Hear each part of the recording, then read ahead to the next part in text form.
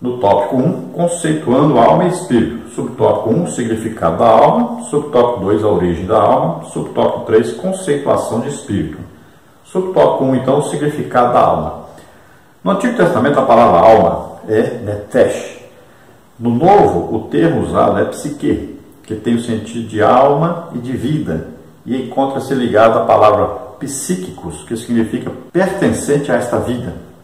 Ela é a base das experiências conscientes, equivalendo, portanto, à própria vida, à personalidade ou à pessoa mesmo, 2 Coríntios 1:23.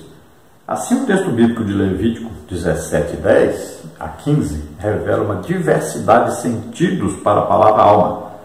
A pessoa física, no versículo 10, a vida de um animal, versículo 11, a vida de uma pessoa, versículo 11 também, do ponto de vista teológico, a alma é a sede das emoções e dos sentimentos, conforme Jesus expressou no contexto de angústia. A minha alma está profundamente triste até a morte. Marcos 14:34. Então veja aí Levítico 17, 10 a 15. Qualquer homem da casa de Israel, dos estrangeiros que peregrinam entre vós, que comer algum sangue contra aquela alma que comer sangue, eu porei a minha face e extirparei do seu povo. Porque a alma de toda a carne é o seu sangue, qualquer que comer será extirpado. Então, muitas vezes a pessoa pode confundir. Então, quer dizer que a alma é o sangue? Não. Se a alma é responsável pelos pensamentos, sentimentos, desejos, sangue se entristece? Não. Sangue não tem sentimento. Aqui a referência é o quê? A vida do corpo. O corpo não sobrevive sem sangue. Olha aí. Se a pessoa morreu, o corpo morreu, a alma vai ficar aí? Não, a alma vai embora. Então é isso que significa aí. Porque sem o sangue, o corpo morre. E se o corpo morrer, a alma vai embora. Então essa é a significação aí. Que o sangue é vida, significando exatamente isso. Então, a alma aí só vai existir naquele corpo se tiver sangue. Então, o sangue aqui é o responsável o quê? Por manter vivo o corpo, para que a alma se mantenha nesse corpo e o espírito se mantenha nesse corpo. Esse é o significado. Os animais vão para o céu? Não. Não existe base bíblica nenhuma para dizer isso. Os animais possuem alma? Sim, Deus fez toda a alma vivente. Agora, a alma do animal é diferente da alma do homem. Porque o animal é irracional. É uma alma que não tem o poder de decisão, de criação. Veja só.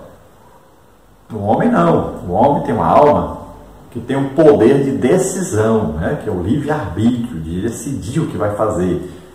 E o ser humano é um ser inteligente, é um ser racional. Por isso que nós prestamos um culto racional.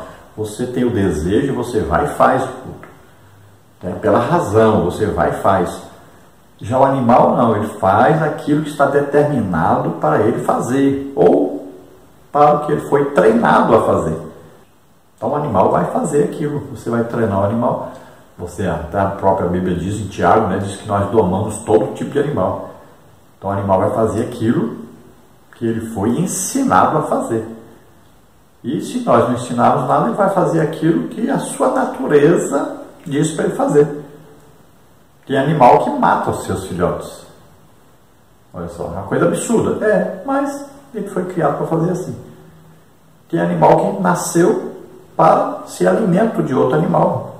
Então, cada animal tem a sua natureza própria.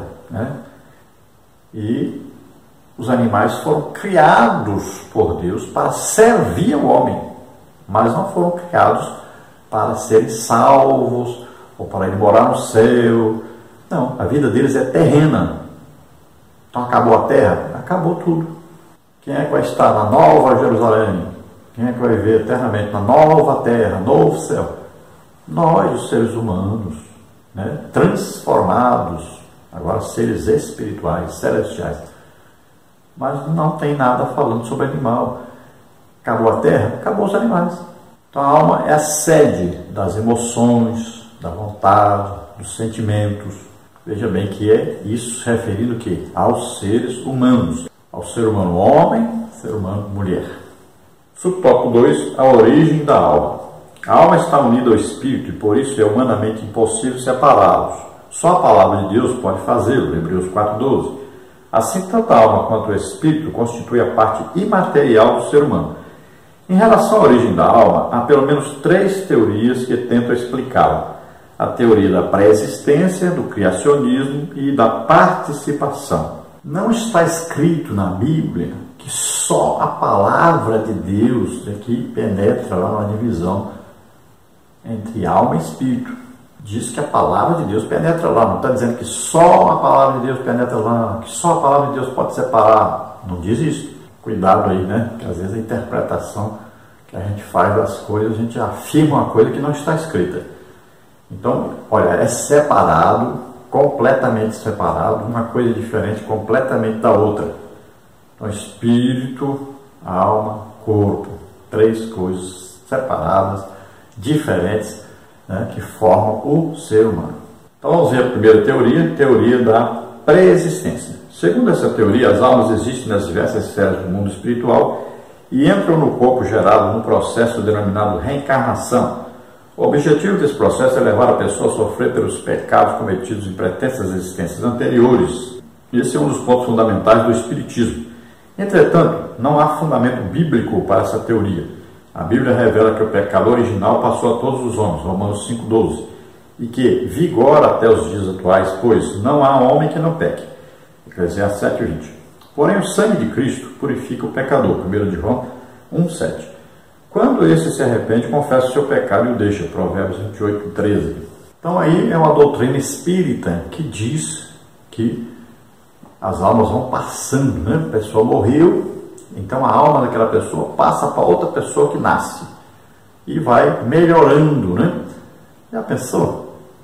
Adão morreu, Eva morreu para poder, quando nasceu o filho deles, a alma deles passar para o filho? Não. Veja bem, para isso aí ser verdade, teria que ser assim. Adão e Eva morriam, aí aparecia outro ser humano que nascia, pegava a alma deles, né, e ia continuar a vida deles. Veja bem, perfeição, só Jesus Cristo. E se isso fosse verdade, o mundo não estaria cheio de gente ruim. Pelo tempo que começou a raça humana na Terra, ia só melhorando. Não tinha tanta gente ruim assim. E aí a maioria das pessoas são, na verdade, ruins. Vivem no pecado, todo ser humano peca. Então isso não é verdade. É uma coisa absurda, né?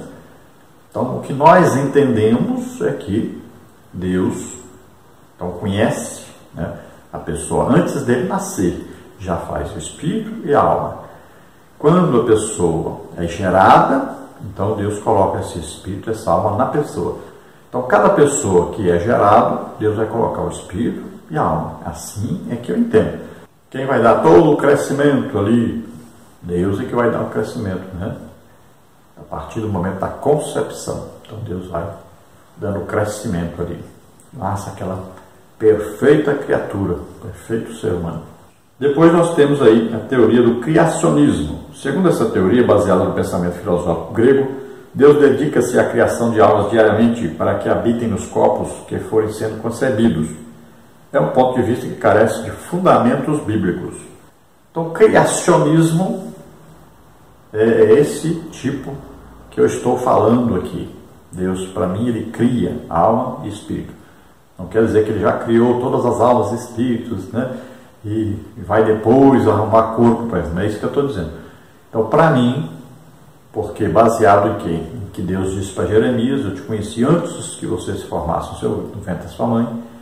Também a mãe de Sansão, foi dito para ela que não podia tomar vinho, nem comer coisa imunda, porque o filho que ia nascer ainda, Sansão, ia ser nazireu. Então, antes mesmo da criança ser formada, já tinha ordem, né, para não beber vinho, nem comer coisa imunda. Olha só. Então, para mim, é assim que acontece. Deus cria, vai nascer um ser humano, vai ser concebido. Então, Deus tem ali o espírito e a alma e dá a este ser que foi concebido, coloca nele. Então, ao formar Adão do pó da terra, Deus vem para a parte espiritual, E lembre-se sempre disso, a parte espiritual existe antes da parte material. Olha aí, os mundos pela palavra de Deus foram criados. Então, primeiro tem o quê? A parte espiritual. Deus primeiro o quê? Ele planeja. Jesus faz o quê? O verbo, ele executa. E o Espírito Santo vai fazer o quê? Dá o poder para a execução desse projeto, revela esse projeto. E aí a terceira teoria, a teoria participativa. A teoria expressa que Deus dá vida a toda pessoa gerada de acordo com as leis da reprodução biológica geradas por ele. Assim, homem e mulher geram um novo ser com a cooperação divina. Atos 17, 28, Hebreus 1, 3. É uma visão que tem base na Bíblia e que está harmonizada com a palavra de Deus. Fala ao Senhor que estende o céu, que funda a terra, que forma o espírito do homem dentro dele. Zacarias 12, 1b. Todavia, como Deus age na criação de cada alma e espírito dentro do ser humano, é um dos muitos mistérios da fé, pela qual devemos curvar-nos humildemente diante da sua magnitude. Então aqui, de maneira geral, todos os crentes acreditam assim. A maioria dos crentes pensa assim, que a partir do momento que é gerado o ser humano, depois é que Deus vai colocar então, a alma e o espírito nesse ser. Então, na minha opinião, antes dele ser formado, Deus já tem ali a alma e o espírito pronto e coloca, porque para mim o reino espiritual é antes do material.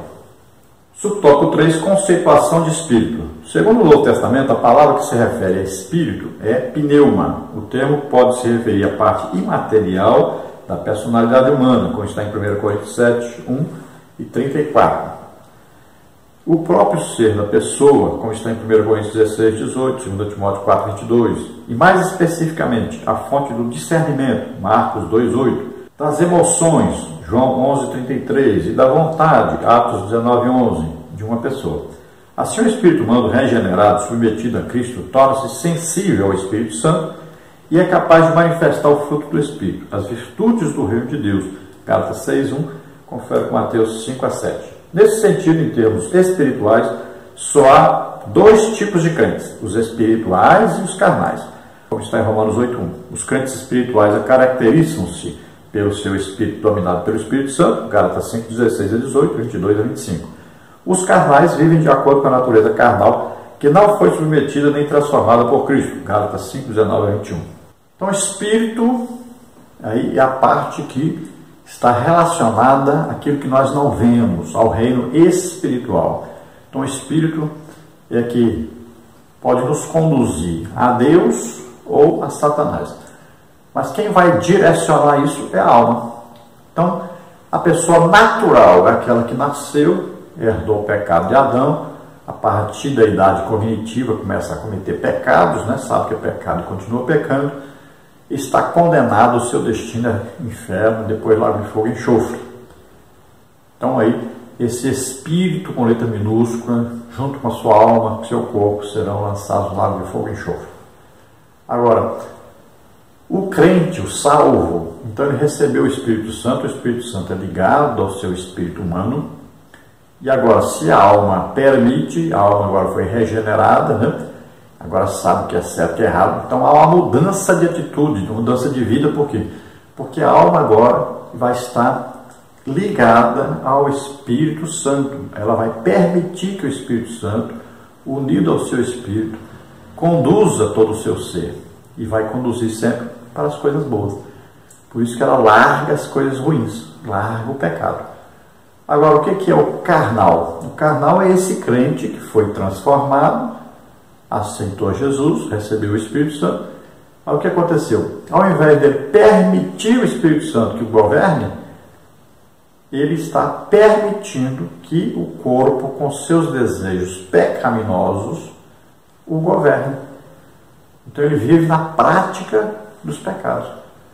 E aí essa luta constante dentro dele, o espírito puxando para o lado de Deus e o seu corpo agora querendo ser agradado, puxando para o lado do pecado.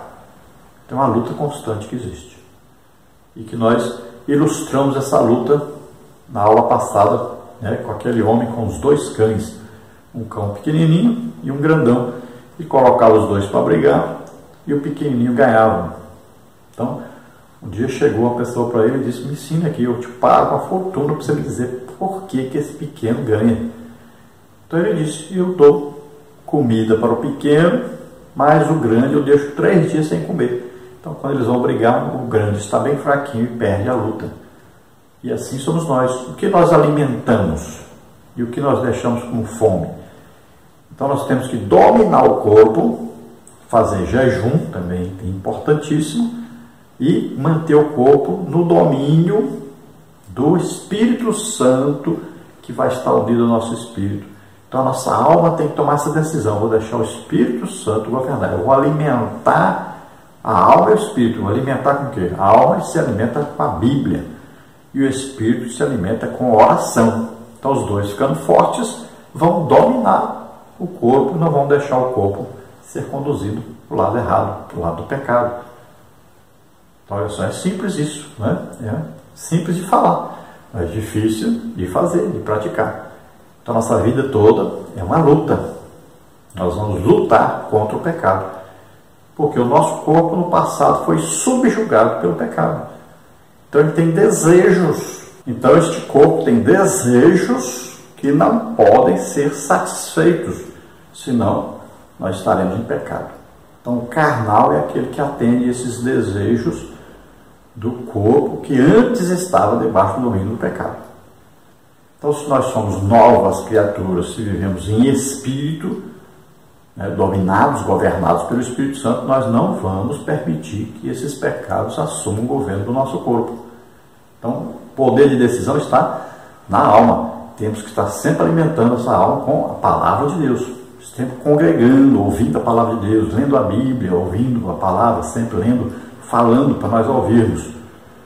Não é leitura silenciosa, é falando, que a fé vem pelo ouvir e ouvir pela palavra de Deus. Glória a Deus.